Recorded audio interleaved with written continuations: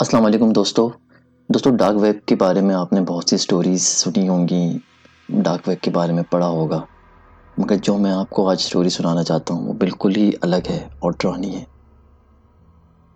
दोस्तों ये कहानी इतनी ज़्यादा डरावनी है कि आपकी रातों की नींद उड़ जाएगी। एक नॉर्मल बंदा ये कहानी सुन के ट्रॉमाटाइज़ हो सकता है। ये कहानी शुरू करने से पहले मैं आप लोगों को एक वार्निंग देना चाह रहा हूँ। इस कहानी में कुछ ऐसा होने वाला है जो छोटे और कमज़ोर दिल वाले नहीं देख पाएंगे। आपका दिल कमज़ोर है और आप खून खराबे से डरते हैं तो ये बिल्कुल सही वीडियो है कि आप वीडियो को स्किप कर दें, क्योंकि एक बार वीडियो जब शुरू हो गई तो आप इसको छोड़ कर नहीं जा पाएंगे। तो दोस्तों ये जो स्टोरी है ये सैम की है। सैम जो कि एक स्कूल में पढ़ता है और उसको ब्लैक मैजिक का बहुत शौक होता है कि ये ब्लैक मैजिक कैसे होता है। वो अपने दोस्तों में काफ़ी कोशिश करता है ब्लैक मैजिक के बारे में जानने की और इसके बारे में किताबें ढूंढने की, लेकिन उसको कोई चीज़ें मिलती नहीं हैं। वो अपने बहुत सारे पैसे भी इन चीज़ों में ज़ाया कर चुका होता है, लेकिन उसको कोई भी बंदा जो है ऐसा नहीं मिलता जो उसको ब्लैक मैजिक के बारे में बता सके। वो इस चीज़ का जिक्र अपने दोस्त एडम से करता है। एडम उसको कहता है कि तुम डार्क वेब ट्राई करो, वहाँ पे तुम जो चाह रहे हो वो तुम्हें मिल जाएगा। अच्छा दोस्तों, सैम जो है डार्क वेब के बारे में ज़्यादा कुछ नहीं जानता था, तो वो एडम से कहता है क्या वाकई में ऐसा हो जाएगा, मुझे ब्लैक मैजिक के बारे में इंफॉर्मेशन वगैरह मिल जाएगी, वहाँ से बुक्स मिल जाएंगी मुझे। एडम उसे कहता है कि तुम जानते नहीं हो डार्क वेब के बारे में, वहाँ पे सब मिल जाता है। दोस्तों सैम जो है बहुत इंटेलिजेंट लड़का होता है और बहुत उसको चीज़ों के बारे में जानने का बहुत शौक होता है। अब सैम को नई चीज़ का पता चल गया था, डार्क वेब। उसको जानना था कि आखिर यहाँ पे क्या क्या होता है। अब वो सीखना शुरू करता है कि डार्क वेब पे काम कैसे किया जाता है, कैसे इसको ऑपरेट किया जाता है। तो वो फिर गूगल पे सर्चिंग शुरू कर देता है, यूट्यूब पे वीडियोस देखना शुरू कर देता है। और एक दिन वो अपने स्कूल से वापस घर आता है और लैपटॉप ओपन कर बैठ जाता है।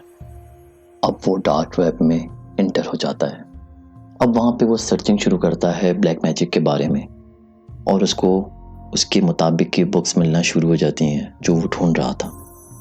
और फिर वो अपना ऑनलाइन ऑर्डर प्लेस करता है। ऑनलाइन ऑर्डर प्लेस करते वक्त वो अपना नाम, मोबाइल नंबर और कंप्लीट डिटेल शेयर करता है और फिर उसका ऑर्डर प्लेस हो जाता है। अब ऑर्डर प्लेस किए हुए काफ़ी दिन गुजर जाते हैं मगर उसका ऑर्डर नहीं आता। उसको भी लगता है कि शायद कोई फेक वेबसाइट है जो मेरा ऑर्डर अभी तक नहीं आया, और वो भी भूल जाता है और अपने कामों में लग जाता है। और फिर एक दिन जब वो अपने स्कूल से वापस घर आता है, घर आने के बाद वो पानी पी रहा होता है और एकदम से घर की डोर बेल बजती है।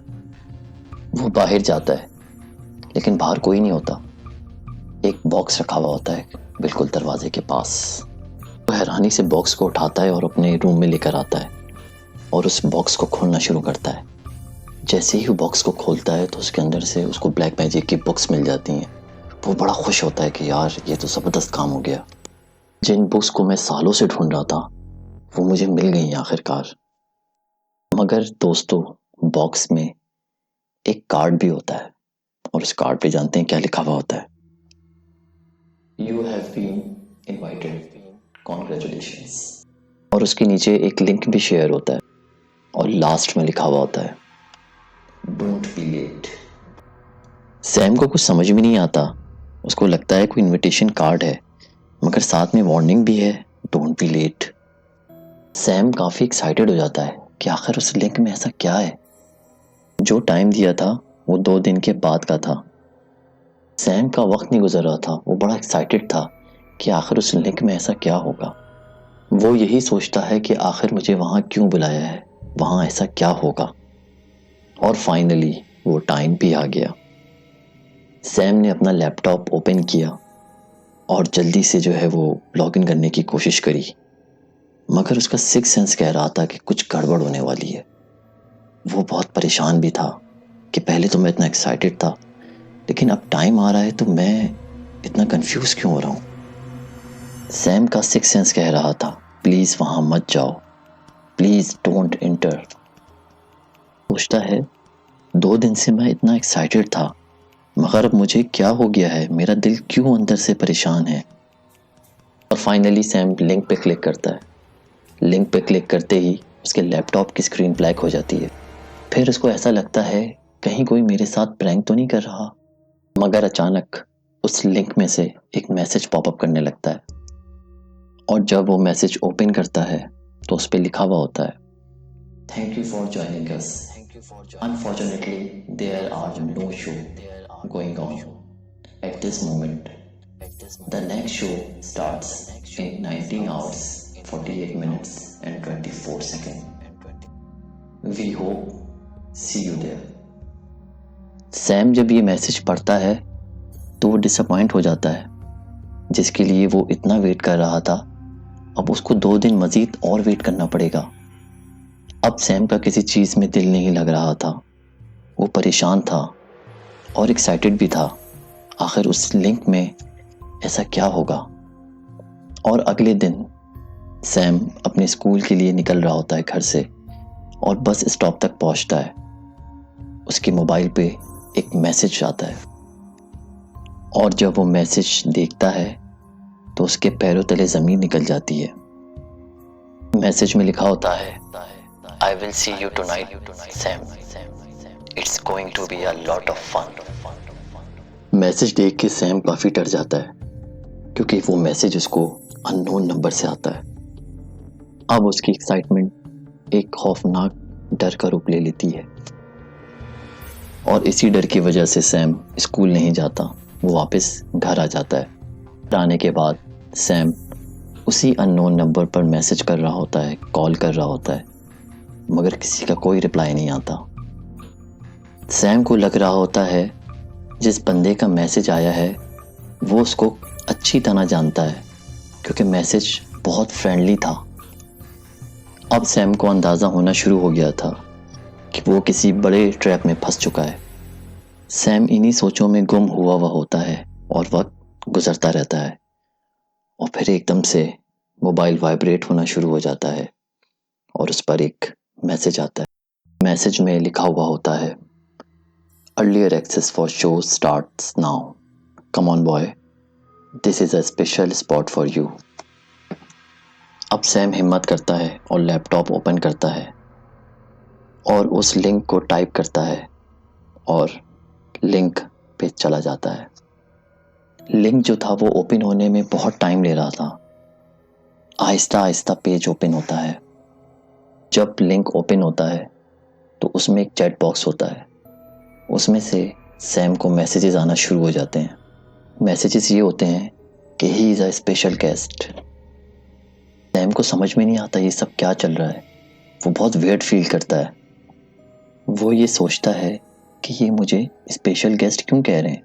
दोस्तों, अब वो जो ब्लैक स्क्रीन थी वो रेड होना शुरू हो जाती है और एक आदमी जोकर का मास्क पहने हुए सामने आता है। वो सैम को कहता है कि तुमने अगर पुलिस को बुलाया या शो छोड़ कर गए तो तुम्हारे साथ अच्छा नहीं होगा। सैम परेशान हो जाता है, उसको ऐसा लगता है कि यहाँ कैमरे लगे हुए हैं, ये लोग मुझे सब देख रहे हैं। वो जो जोकर होता है वो एक शख्स को लेकर आता है, उसके मुंह पे कपड़ा डला हुआ होता है और वो बेहोशी की हालत में होता है। जब वो जोकर उस शख्स के ऊपर से कपड़ा हटाता है तो सैम की आंखें फटी की फटी रह जाती हैं और उसके पैरों तले ज़मीन निकल जाती है क्योंकि वो शख्स कोई और नहीं बल्कि एलेक्स का बेस्ट फ्रेंड एडम होता है। दोस्तों, ये वही एडम है जिसने सैम को डार्क वेब के बारे में बताया था। अपने दोस्त की ये हालत देख के सैम बहुत डर जाता है, उसका दिल ज़ोर ज़ोर से धड़कने लगता है। अब जो चैट बॉक्स में लोग बैठे हुए थे वो उस जोकर को मैसेज करना शुरू करते हैं कि ये जो बंदा है इसको सबसे पहले होश में लेकर आओ। वो जोकर उस बंदे को होश में लेकर आता है। फिर एक चैट बॉक्स में मैसेज आता है कि इसके ऊपर टॉर्चर करो। सैम ज़ोर ज़ोर से चीखता है, चिल्लाता है कि नहीं, मेरे दोस्त के साथ ये सब नहीं करूं। लेकिन चैट बॉक्स में जो लोग बैठे हुए थे वो डिफरेंट मैसेजेस कर रहे थे कि इसके साथ किस किस तरह से टॉर्चर करना है। और जब वो टॉर्चर से चीख रहा था तो जितने भी चैट बॉक्स में लोग थे वो खुश हो रहे थे।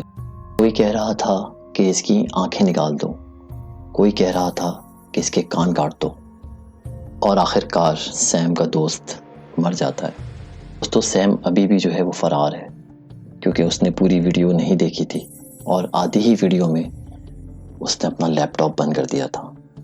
सैम को डर है कि कहीं ये लोग इसको भी ना मार दें। तो दोस्तों कैसी लगी आपको आज की हमारी ये स्टोरी? उम्मीद है कि ये पसंद आई होगी। और आखिर में आप लोगों के लिए एक छोटा सा मैसेज है कि डार्क वेब हम जैसे नॉर्मल लोगों के लिए बिल्कुल नहीं है। और आखिर में जाते हुए बस आपसे इतनी सी रिक्वेस्ट है कि चैनल को सब्सक्राइब करें। अल्लाह हाफ़िज़।